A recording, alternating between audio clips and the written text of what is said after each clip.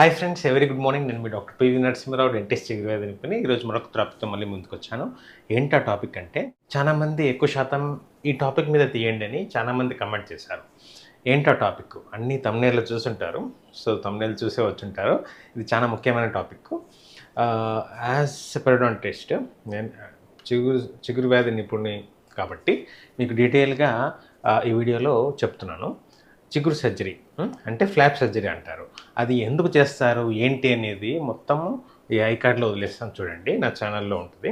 అయినా కానీ చెప్తున్నాను ఏంటంటే, చిగురులో నుంచి వాసన రావడం, రక్తం రావడం, చిగురు వాపు ఉండడము, మనకి ఫుడ్ ఇరుక్కుపోని చిగురు వాపు ఉండి ప్రతి 6 monthsకి పళ్ళు క్లీన్ చేసుకోకుండా ఉండడం వల్ల క్రిములు లోపలికి వెళ్ళి చిగురిని తినేస్తూ ఉంటుంది, లోపటి నుంచి ఎముకను కూడా తినేస్తూ ఉంటుంది. దానివల్ల ఎర్లీగా మీకు పళ్ళు అనేది కదలిక వస్తాయి, తొందరగా ఊడిపోతాయి. సో ఇది పెరిడోంటైటిస్ కండిషన్ అంటాము, చిగురు వ్యాధి అనమాట. సో ఈ చిగురు వ్యాధిని నివారించడానికి మనము ఈ ఫ్లాప్ సర్జరీ లేదా ఈ చిగురు సర్జరీ అనేది చేస్తాం. సో ఈ ఫ్లాప్ సర్జరీ తర్వాత ఎలాంటి జాగ్రత్తలు తీసుకోవాలి సార్ చెప్పండి కొద్దిగా అనేది కమెంట్లో చాలామంది కమెంట్ అనేది పెట్టారు. ఫోన్ కాల్స్ కూడా వస్తున్నాయి, దీని మీద ఒకటి తీయండి అని అవగాహన కోసం. సో బేసిక్గా ఈ చిగురు సర్జరీ, ఫ్లాప్ సర్జరీ మనము చేసే ముందు యాంటీబయాటిక్ కోర్స్ అనేది ఒకటి వాడాలి. కొన్ని రోజులు వాడాక మనం చిగురు సర్జరీ చేయాలి. ఫ్లాప్ సర్జరీకి ముందు మనము పళ్ళు క్లీన్ చేసేసి క్యూరిటేజ్ అనేది ట్రీట్మెంట్ చేసుకొని దాని తర్వాత ఫ్లాప్ సర్జరీకి 1-2 weeks తర్వాత మీకు డెంటిస్ట్ అపాయింట్మెంట్ ఇస్తారు. అప్పుడు సర్జరీ చేసుకోవాలి. అప్పుడే చిగురు గట్టిగా ఉంటుంది, సర్జరీ చేయడానికి వీలుగా ఉంటుంది అనమాట. సో ఇప్పుడు చిగురు సర్జరీ చేసిన తర్వాత ఏం జాగ్రత్తలు తీసుకోవాలనేది ఈ టాపిక్లో చూద్దాము. వెళ్దామా వీడియోలోకి మరి? సో ఇప్పుడు ఫస్ట్ చిగురు సర్జరీ చేశాక మీకు కుట్లు అనేది వేస్తారు. చిగురు ఓపెన్ చేసి క్లీన్ చేసి మళ్ళీ చిగురు దగ్గర చేసి కుట్లు వేస్తాం కదా. సో కుట్లు వేసినాక అక్కడ మీకు బ్లీడింగ్ అనేది కొంచెం తగ్గిపోతుంది. తగ్గాక దానిపైన కోప్యాక్ అనే ఒక మెటీరియల్ పెడతాను అనమాట. పిక్చర్లో చూడండి, అలా కోప్యాక్ అనే మెటీరియల్ పెట్టాక అది కొన్ని 1-2 hours దాకా ఓరల్ ఎన్విరాన్మెంట్ నుంచి కాపాడడానికి చిగురు మీద అది అప్లై చేస్తాం అనమాట. ఒక పిండి పదార్థం లాగా రోల్ చేసి పెడతాం అనుకోండి, యాజ్ ఎ లేమ్యాన్గా మీకు అర్థమయ్యేలాగా. సో అది ఓరల్ ఎన్విరాన్మెంట్ నుంచి వేడిగా కారం కానీ తగలకుండా చిగురికి అది కాపాడుతుంది. అది ఒక 2-3 hours తర్వాత తీసేసుకోవాలి. తీసేసుకున్నాక మీరు 2 hours తర్వాత ఆర్ 1 hour తర్వాత తీసేసుకున్నాక ఐస్ క్రీమ్ తినండి. కప్ ఐస్ క్రీమ్ అన్నా తినండి, లైక్ ఐస్ క్రీమ్ అవ్వదు అంటే చల్లటి జ్యూస్ కన్నా తాగండి, చల్లగా పెరుగన్నం అన్నా తినేసేయండి మత్తు దిగాక. మత్తు దిగకుండా అంటే ఇంకా ఐస్ క్రీమ్ అన్నా జ్యూస్ కానీ లిక్విడ్గా తీసుకోండి. మత్తు దిగినాకనే మనము అన్నం అన్నా తినాలి, అది కూడా పెరుగన్నం తినాలి. 1 day వరకు పెరుగన్నం ఇష్టం లేని వాళ్ళు రసం లైట్గా, మరీ వేడిగా కాకుండా మీడియంగా ఉన్న రసంని తింటే చాలు. ఎందుకంటే కారంగా గట్టిగా వేడిగా అనేది తీసుకోకూడదు ఈ ఒక 1 day వరకు, సర్జరీ చేసిన 1 day తర్వాత వరకు. సో మార్నింగ్ చేసిన తర్వాత నైట్ మార్నింగ్ అలాగా 10 రోజులు 10 ml మౌత్ వాష్ తీసుకోవాలి. 10 mlలో మౌత్ వాష్ తీసుకొని 1 minute పుక్కిలించి ఉమ్మేసేయాలి. అది కూడా తిన్న తర్వాత, బ్రేక్ఫాస్ట్ డిన్నర్ తర్వాత, మధ్యాహ్నం అవసరం లేదు. అలాగే మీకు ఒక Sensoform gum paint gel, astringent gel అనేది ఒకటి ఇస్తాను అనమాట. ఫోటోలో చూడండి, అది కూడా అప్లై చేసుకోవాలి. కాటన్లో పూసుకొని చిగురికి అప్లై చేసుకొని అలా 10 minutes వదిలేసి 10-15 minutes పుక్కిలించుకోవాలి. అది చిగురు మాత్రమే పెట్టుకోవాలండి జెల్. అది పెట్టుకున్నాక అదొకటి అయిపోతుంది. ఇవన్నీ ఇమ్మీడియట్ అనమాట. ఇమ్మీడియట్ జాగ్రత్తలు, డిలేడ్ జాగ్రత్తలు 2 ఉంటాయి. సర్జరీ తర్వాత కొన్ని రోజుల తర్వాత జాగ్రత్తలు చెప్తున్నాను నేను ఇప్పుడు. సో ఇమ్మీడియట్లో ఇవన్నీ వస్తాయి, ఐస్ క్రీమ్ కానీ జ్యూస్ కానీ, తర్వాత 10 days మౌత్ వాష్ అండ్ ఈ జెల్ పూసుకోవడం తప్పనిసరి. ఇది అయ్యాక మీకు చిగురు కొంచెం ష్రింక్ అవుతూ ఉంటుంది. ఇక్కడ పట్టుకున్న చిగురు కిందకి జారుతూ ఉంటుంది, ఎందుకంటే లోపల చెడు చిగురు అంతా ఇన్ఫెక్షన్ చీమంతా తీసేసాం కదా. సో అప్పుడు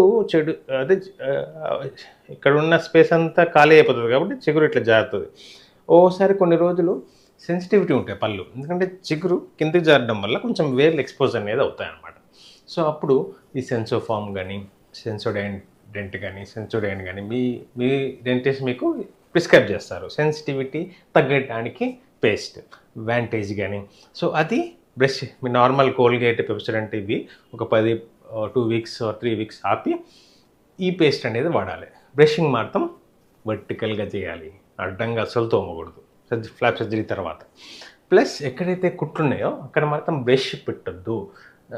ఎప్పుడైనా ఫుల్ మౌత్ ఫ్లాప్ సర్జరీ అనుకుంటే ఈ పైన ఇటు సైడ్ చేస్తారు, ఇటు సైడ్ వదిలేస్తారు. సో అప్పుడు ఇక్కడ బ్రష్ చేసుకోవాలి. నెక్స్ట్ వీక్ ఇక్కడ కుట్లు తీసేసి ఇటు సైడ్ ఫ్లాప్ సర్జరీ చేస్తారు డెంటిస్ట్లో. సో ఇటు సైడ్ కుట్లు తీసేసి ఇటు సైడ్ బ్రష్ చేసుకోవాలి. కానీ ఒకవేళ కింద వరకే చేశారనుకోండి, కింద బ్రష్ చేయొద్దు, పైన బ్రష్ చేయాలి. ఎక్కడైతే కుట్లు ఉన్నాయో అక్కడ మనం బ్రష్ అస్సలే పెట్టకూడదు. కుట్లు మాత్రం 7 days లేకపోతే 5-6 days తర్వాత బాగుందంటే డెంటిస్ట్ దగ్గరికి వెళ్ళండి, కుట్లు ఇప్పేస్తారు. కుట్లు ఇప్పేసినాక అప్పటి నుంచి వర్టికల్గా బ్రష్ చేయడం స్టార్ట్ చేయండి. మౌత్ వాష్ మాత్రం 10 days, ఆ చిగురుకు అప్లై చేసే జెల్ మాత్రం 10 days వాడేస్తే సరిపోతుంది. సో ఇవన్నీ ఇమీడియట్ అనమాట. డిలేడ్గా అంటే కొన్ని మంత్స్ తర్వాత అలాగా లైఫ్ లాంగ్ వాడాలి. ఏంటి ఆ జాగ్రత్తలు అంటే, అగ్రెసివ్ పెరియోడోంటైటిస్ నా లాస్ట్ వీడియో చూడండి. అంటే చిన్న వయసులోనే తొందరగా ఎముక అరుగుదల, చిగురు ఇన్ఫెక్షన్ ఉన్న కండిషన్ అగ్రెసివ్ పెరియోడోంటైటిస్ అంటాం. అగ్రెసివ్ అంటే తొందరగా మనకి చిగురు ఇన్ఫెక్షన్, ఎముక అరుగుదల ఉంటుంది. సో అలాంటి కండిషన్ వాళ్ళకి 3 నెలల నుంచి 4 నెలల మధ్యలో మనం స్కేలింగ్ అనేది రెగ్యులర్గా లైఫ్ లాంగ్ చేసుకుంటూ ఉండాలి. పల్లె క్లీనింగ్, పళ్ళు అరిగిపోతాయండి క్లీన్ చేస్తే అనేది అది మూఢనమ్మకం. జాగ్రత్తగా మీ డెంటిస్ట్ చేస్తారు, మీకు ఇబ్బంది లేదు. రెగ్యులర్ మాత్రం పళ్ళకి క్లీన్ చేసుకోవడం ముఖ్యము. 3-4 monthsలో 3rd and 4th month రెగ్యులర్గా మీరు క్లీన్ చేసుకోవాలి. ఇది మళ్ళా జనరలైజ్డ్ పెరియోడోంటైటిస్ అంటాం, క్రానిక్ పెరియోడోంటైటిస్.